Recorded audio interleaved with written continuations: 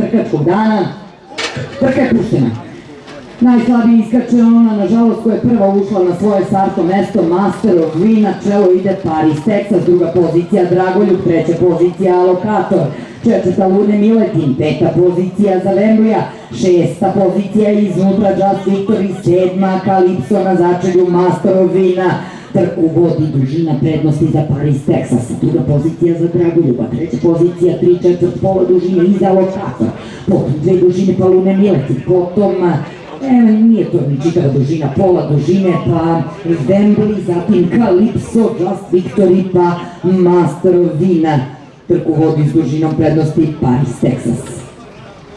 Paris, Texas, Dragoljub, Paris, Texas, Dragoljub, Paris, Texas, Dragoljub na drugoj poziciji, na trećoj galopira Wembley.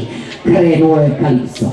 Calypso izbija na treću poziciju, Calypso ugrožava Dragoljuba na drugoj poziciji, ali pati to Dragoljub.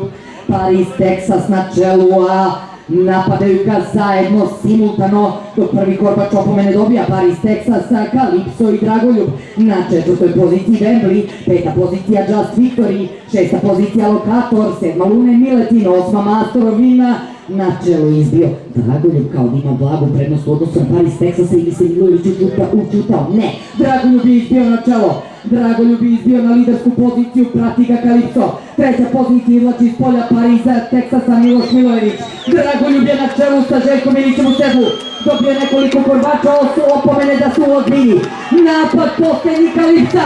Napad Ilićim konja sa Milanom Kokojem u sebu. Dragoljub ili Calypso. Dragoljub ili Calypso. Gola za Dragoljuba ispred Calypsa.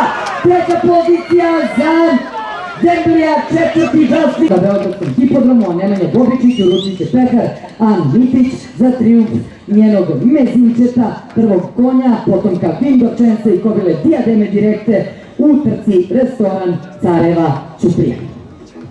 Bravo, kumče.